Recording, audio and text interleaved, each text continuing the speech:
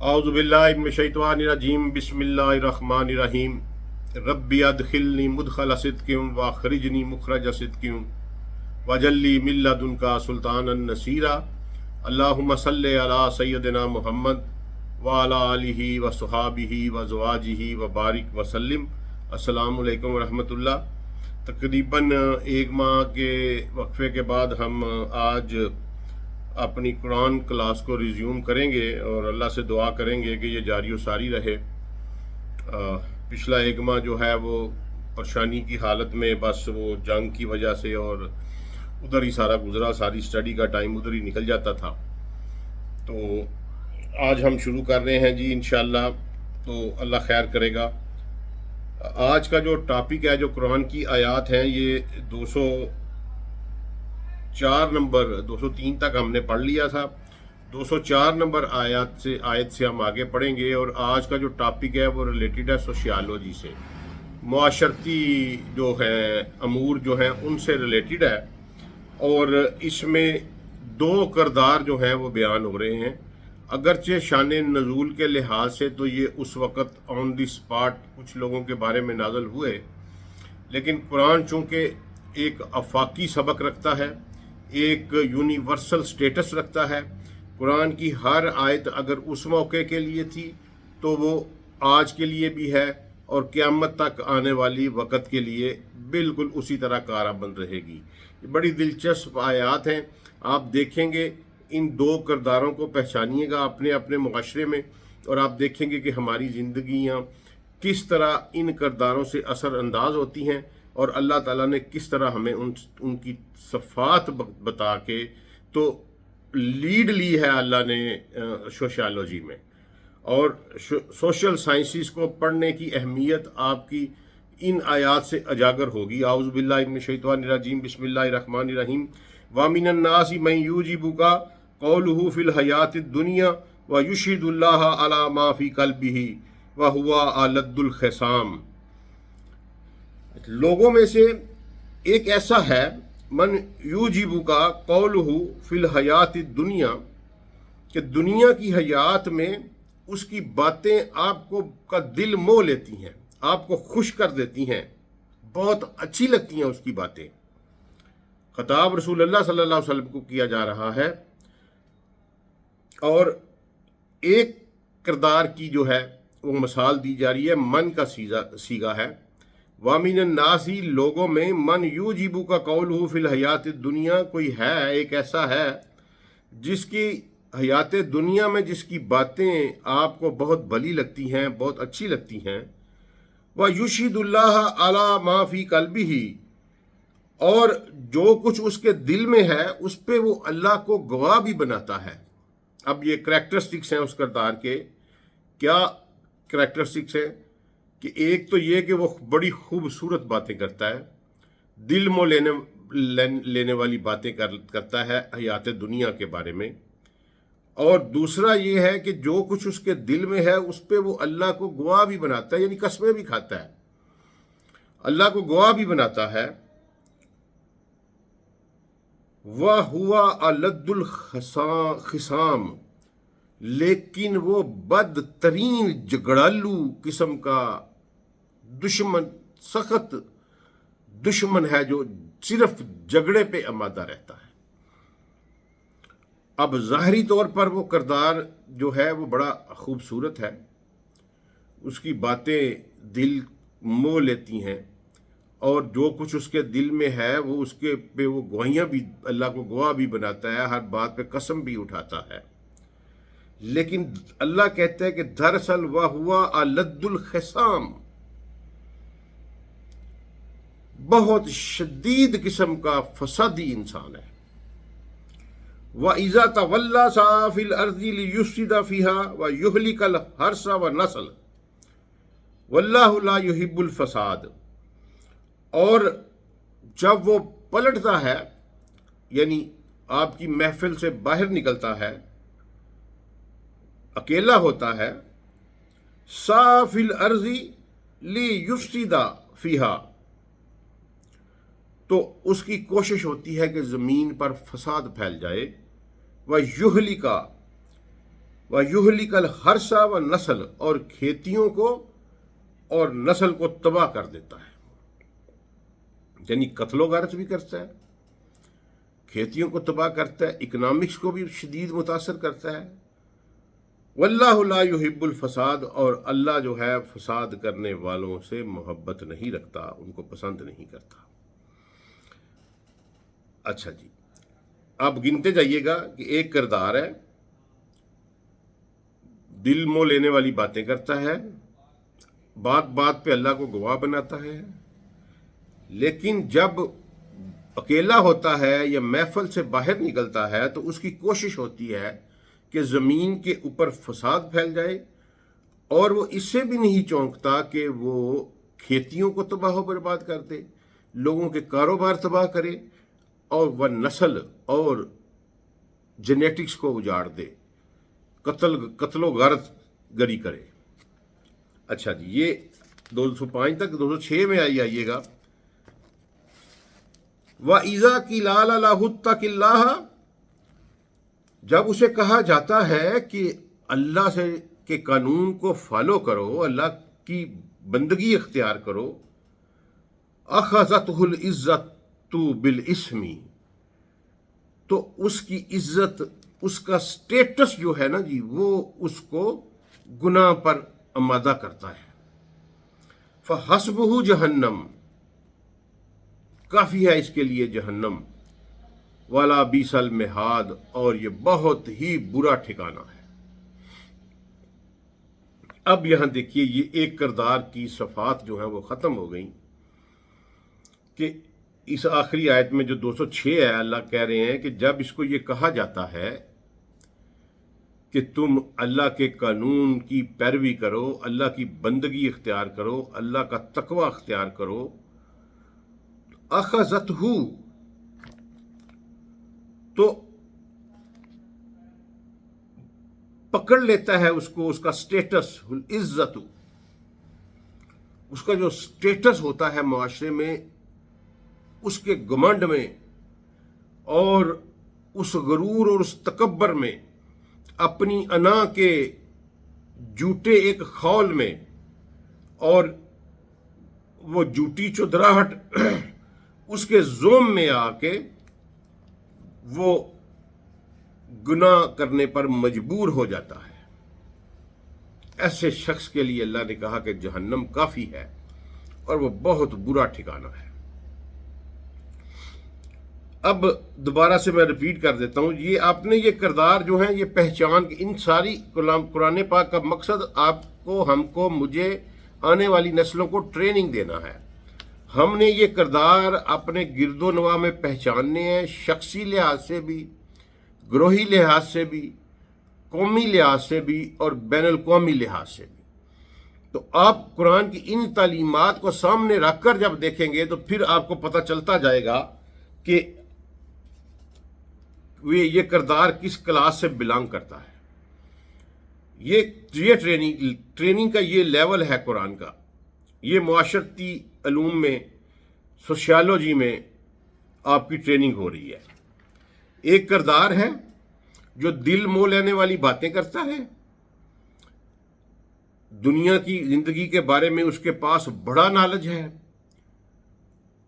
اور بات بات پر اللہ کو گواہ بناتا ہے، جو کچھ اس کے دل میں ہے اس پہ وہ کہتا ہے جی اس پہ اللہ کو گواہ بناتا ہے، لیکن در حقیقت وہ سخت قسم کا فسادی انسان ہے۔ یعنی اس نے اپنے اوپر ایک خول چڑھایا ہوا ہے،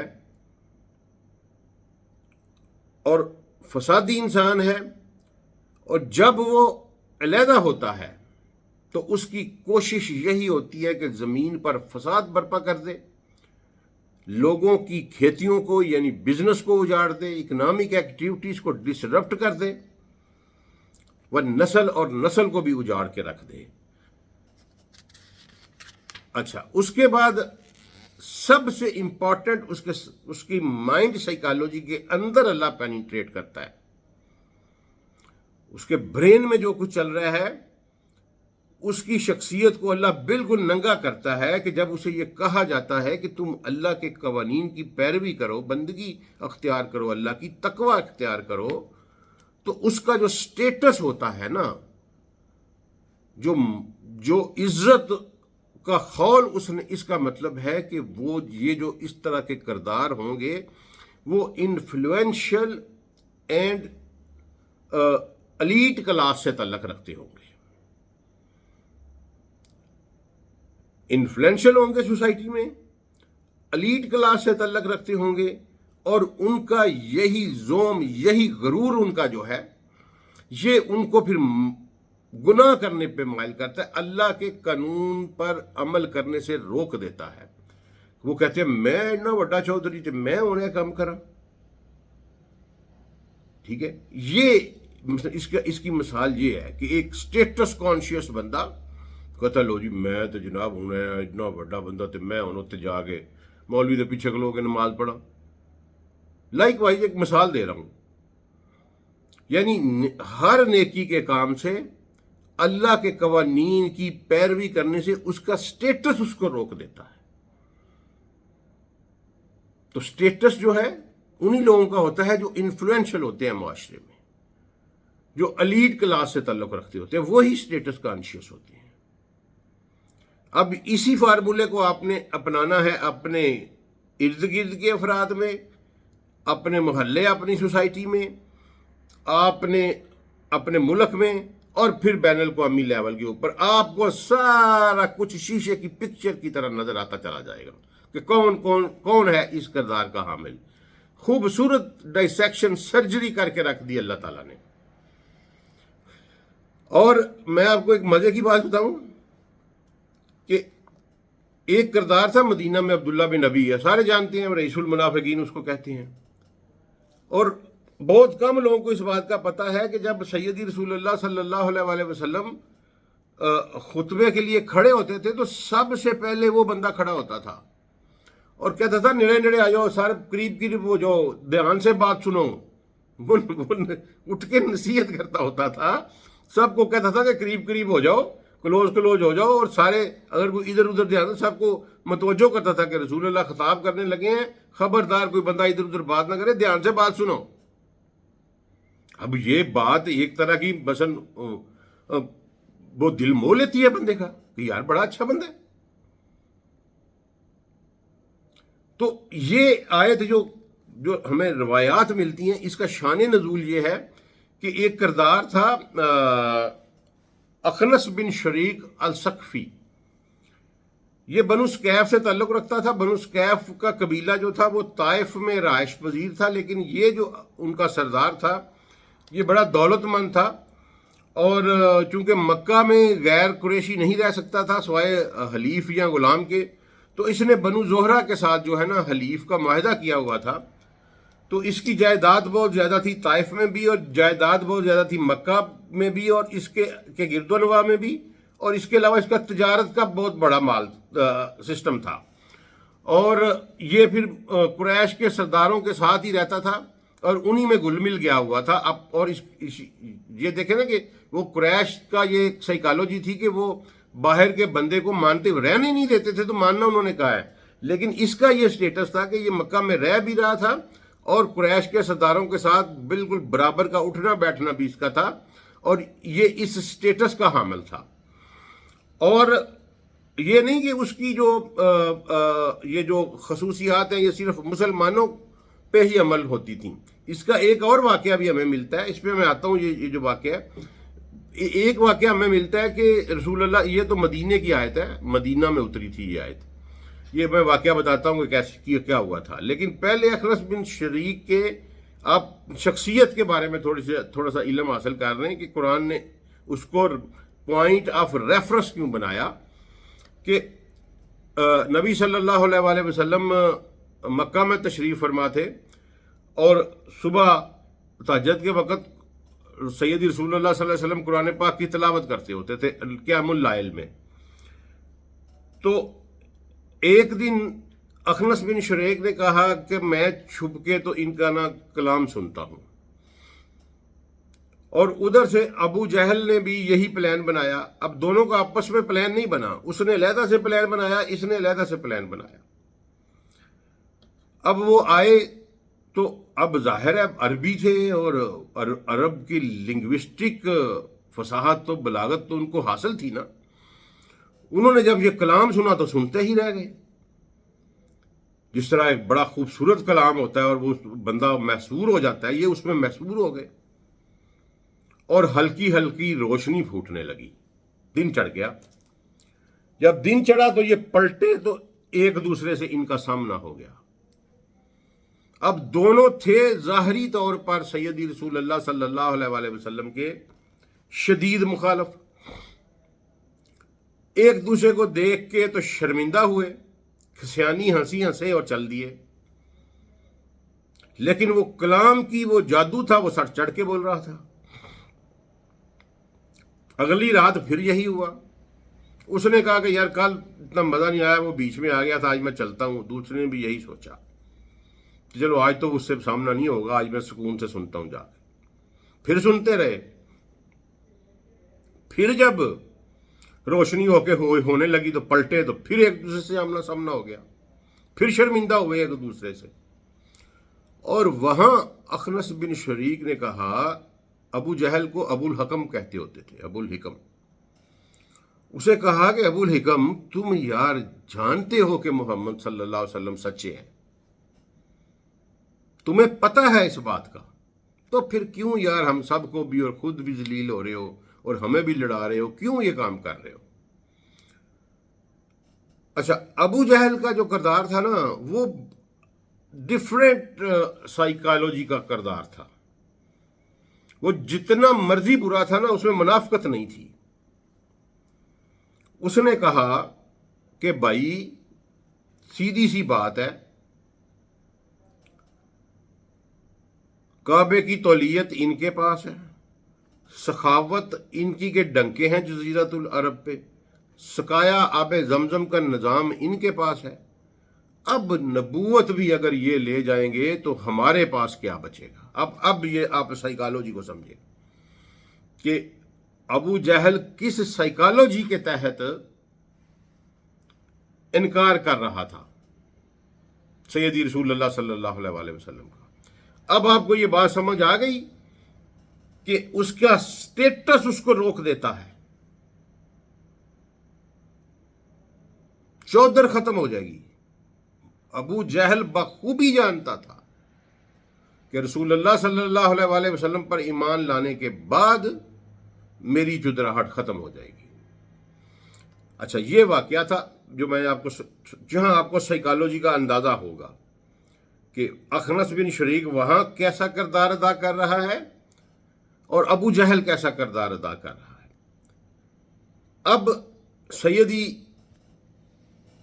رسول صلی اللہ علیہ وآلہ وسلم جو ہیں وہ آ گئے مدینہ میں, قیام تھا.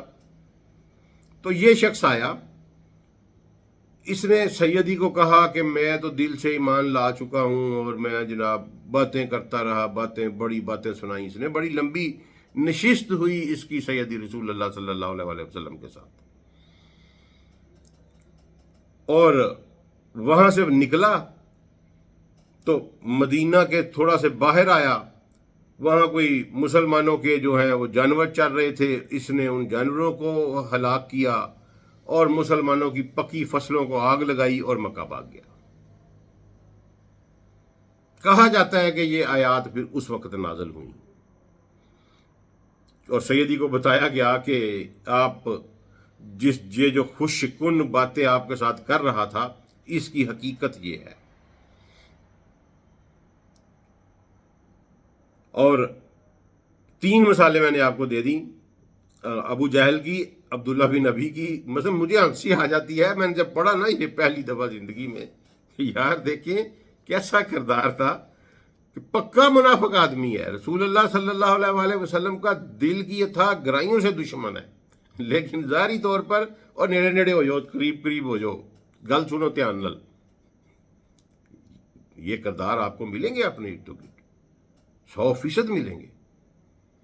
ان کو پہچان کے رہنا ہے آپ نے. یہ مومن کی فراست کی کیپیسٹی بلڈنگ ہو رہی ہے، مومن کی فراست کی کیپیسٹی بلڈنگ ہو رہی ہے، قرآن اس لیول پہ جاتا ہے۔ اچھا جی، اب اس کے بعد اگلے کردار کی جو ہے نا وہ بات شروع ہو رہی ہے۔ یہ نیگیٹو ترین کردار ہے اور اگلا پازیٹو جو ہے وہ کردار ہے۔ وَمِنَ النَّاسِ مَن يَشْرِي نَفْسَهُ ابْتِغَاءَ مَرْضَاتِ اللَّهِ وَاللَّهُ رَءُوفٌ بِالْعِبَادِ۔ اور لوگوں میں ایک ایسا بھی ہے جو اپنی جان اور اپنا سب کچھ صرف اللہ کی رضا کی خاطر بیچ دیتا ہے، جان مال ہر شے قربان کر دیتا ہے، اور مطمع نظر کیا ہے؟ صرف اللہ کی رضا۔ واللہ رؤوف بالعباد، اوئے ہوئے ہوئے ہوئے، یہاں اللہ نے بالعباد کہا، ایسے لوگوں کو اللہ نے اپنا بندہ کہا، اپنا بندہ، اپنا بندہ، خالی بندہ نہیں، بالعباد، واللہ رؤوف بالعباد، اللہ اپنے بندوں پر بہت مہربان ہے، ضرورت سے زیادہ مہربان ہے۔ رؤوف ہوتا ہے کہ استحقاق سے زیادہ مہربانی کرنا۔ استحقاق اگر 10 روپے کا ہے تو 10 لاکھ دینا۔ تو واللہ رؤوف بالعباد، اللہ کہتا ہے کہ اس طرح کے لوگوں میری قرب حاصل ہوتا ہے، یہ میرے بندے ہیں، اور میں پھر ان کے اوپر بے تحاشا مہربانیاں کرتا ہوں، اور ان کاؤنٹ فار بلیسنگز ہوتی ہیں اس دنیا میں بھی ان کے لیے، اور آخرت تو پھر میں تو وہ سردار ہی بنائے جائیں گے۔ یہ آیت ہے جو روایات میں ہمیں ملتی ہے، میجارٹی آف روایات ملتی ہیں، یہ سیدنا صہیب بن سنان رومی، یہ بھی مکہ میں رہتے تھے، روم کے رہنے والے تھے، اور مکہ میں رہتے تھے کسی کے حلیف ہو کے، اور انہوں نے بھی تجارت کی، اور ان کا یہ بھی بہت امیر آدمی تھے۔ یہ جب ہجرت کے لیے چلے تو انہوں نے ان کو روک لیا، انہوں نے کہا کہ شعیب ہم تمہیں نہیں جانے دیں گے، کسی صورت میں بھی تم نہیں جا سکتے۔ اس نے کہا بھائی وجہ؟ انہوں نے کہا مشرکین مکہ نے کہ تم ادھر آئے تھے کوئی اتنے خوشحال نہیں تھے،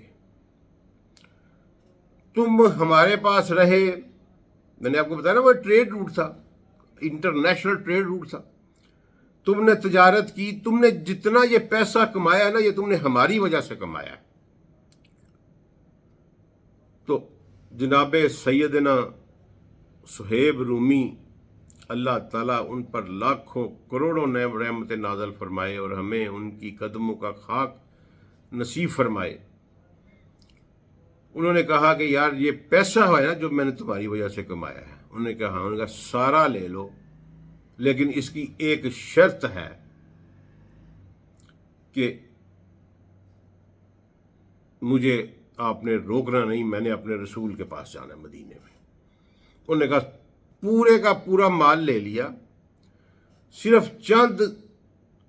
چند ٹکے سمجھ لیں، چند پیسے، چند روپے زیادہ سفر کے طور پر انہوں نے خود ہی ان کو ترس کھا کے دے دیا کہ تم جا رہے ہو، چلو 150 روپے جیب میں رکھ لو۔ اب اللہ جب ٹیسٹ کرتا ہے نا، وہ بھی اخیر کا ہی ٹیسٹ کر چھوڑتا ہے اپنے بندوں کو۔ وہ وہاں سے نکلے، رستے میں تھے تو ایک بندے نے اغوا کر لیا، وہ ڈاکو تھا، وہ ڈاکو پڑ گیا، اس نے وہ جو 4 پیسے تھے، وہ سواری وہ بھی سب کچھ چھین کے لے گیا۔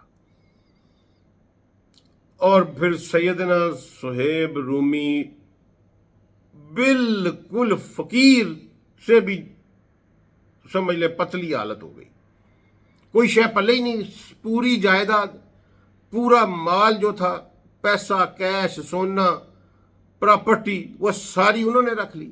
جو زیادہ رہا تھا وہ ڈاکو نے لوٹ لیا رستے میں، سواری بھی لے گیا۔ یعنی آپ اندازہ کریں نا، وہ قربانیوں کے اس لیول کا اندازہ کریں، ایک بندہ ایک وقت میں کروڑ پتی ہو اور صرف اپنے رسول پر کے پاس جانے کی خاطر وہ اس لیول پہ آ جائے کہ اس کے پاس روٹی کھانے کا بھی ایک وقت کی روٹی کے لیے بھی 1 روپیہ بھی نہ ہو، اور اس کا ایمان نہ ڈگمگائے، اس کا رسول اللہ صلی اللہ علیہ وآلہ وسلم سے عشق اور محبت میں شدت آ جائے، تو پھر اللہ اس کو تو کہے گا نا، میرے بندوں پر، میرے بندے۔ یہ لیول تھا۔ اور ایک دو روایات ملتی ہیں کہ یہ آیت مولا علی علیہ الصلوۃ والسلام کے پاس اس وقت نازل ہوئی جب وہ سرکار کے بستر پہ سوئے ہجرت کے وقت، اور آنے لگے جب، تو پھر انہوں نے مولا علی سے چھین لیا سب کچھ۔ تو مولا علی بھی بیچارے پیدل ہی گئے ہیں، اور جب پہنچے تھے تو ایڑیوں سے خون جو ہے وہ سم رہا تھا جب قبا پہنچے ہیں۔ تو چلے صہیب رومی کے بارے میں ہے یا مولا علی کے بارے میں ہے یا دونوں کے بارے میں ہے، لیکن یہ دونوں شاندار کردار ہیں۔ مولا علی ہمارے ایمان کا حصہ ہے، ہمارے امام ہیں، اور جناب صہیب رومی ہمارے سروں کا تاج ہیں۔ کسی کے لیے بھی نازل ہوئی ہے، لیکن یہ اس طرح کے کردار جو ہیں، دراصل یہ ولی اللہ ہوتے ہیں معاشرے میں۔ ولایت اگر آپ نے ڈھونڈنی ہے تو اس طرح کے کردار ڈھونڈیں، جو اپنی جان، مال، ہر اولاد، جائیداد، property, movable, immovable, jewellery, cash, ہر چیز صرف اس لیے اپنے ہاتھوں سے دے دے کہ مجھے صرف میرے رسول کے پاس جانے دو۔ یہ کانٹریری کردار ہے۔ اچھا جی، اس کے بعد پھر اللہ تعالیٰ یہ 2 کردار بیان کر کے تو اس مضمون کو کلوز کر رہے ہیں، اور اب اس پہ ذرا غور کریے گا۔ یا ایھا الذین آمنوا ادخلوا فی السلم کافۃ ولا تتبعوا خطوات الشیطان انہ لکم عدو مبین۔ یا ایھا الذین آمنوا، اے لوگو جو اب ایمان لا چکے ہو، ادخلوا فی السلم کافۃ، پورے کے پورے اسلام میں داخل ہو جاؤ۔ پارشل اسلام قبول نہیں کیا جاتا۔ یہ آیت آج ہمارے لیے لمحہ فکریہ ہے۔ وَلَا تَتَّبِعُوا خُطُوَاتِ الشَّیطان، یعنی اسلام کے قوانین زندگی کے علاوہ، چاہے وہ عقائد کے قوانین ہوں، چاہے وہ معاشرت کے ہوں، چاہے معاشیات کے ہوں، چاہے اخلاقیات کے ہوں، چاہے سیاسیات کے ہوں، ان 5 افیئرز کے اوپر اسلام کے قانون کے علاوہ اگر کوئی قانون، کوئی راہ، کوئی رسم، کوئی رواج فالو کیا جاتا ہے جس کی ڈائریکٹ زد پڑتی ہو اسلام کے قانون کے ساتھ، یعنی ایک تو یہ ہے نا کہ ایک سبجیکٹ میٹر ایسا آیا کہ جس پہ اسلام نے قانون سازی نہیں کی، وہ اور سبجیکٹ ہے۔ ایک وہ کہ جس کے اوپر اس نے قانون سازی کی ہے، اللہ کے رسول نے اس پہ عمل کر کے دکھایا ہے، اور صحابہ اکرام رضوان اللہ علیہم اجمعین، اہل بیت اطہار علیہم السلام کی پوری جماعت ان کے اوپر عمل کر کے اپنا عملی نمونہ پیش کر کے گئی ہے، تو اس کے بعد بھی اگر آپ کسی اور کے قانون کو فالو کریں گے تو وہ خطوات الشیطان ہوگا، وہ طاغوتی قوانین ہوں گے، اور اللہ نے کہا انہ لکم عدو مبین، وہ آپ سے دشمنی میں کوئی رعایت نہیں برتتا، اس کو کوئی غرض نہیں ہے، وہ آپ کو تباہ کر کے چھوڑے گا۔ اس لیے ان پانچوں سفیئرز میں جہاں جہاں اللہ نے قانون سازی کی ہے، مثلا اللہ نے بتایا ہے کہ شادی کا طریقہ کیا ہوگا، ہم سب اس کے جرمدار ہیں۔ اللہ نے بتایا ہے کہ شادی کا طریقہ کار کیا ہوگا، کوئی برات لڑکی والے کے گھر لے کے 500 بندے کا جلوس نہیں جائے گا، کسی لڑکی کے ماں باپ کا استحصال اس بیس پہ نہیں کیا جائے گا کہ اس نے جہیز نہیں دیا۔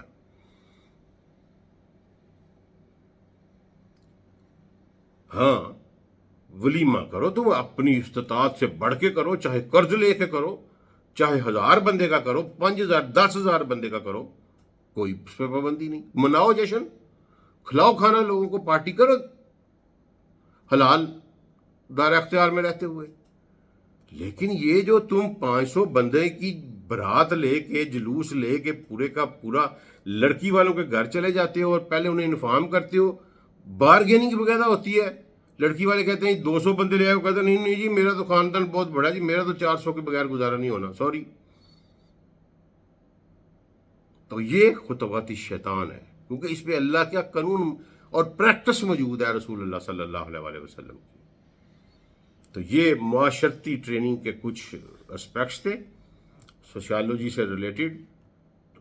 السلام علیکم ورحمۃ اللہ وبرکاتہ۔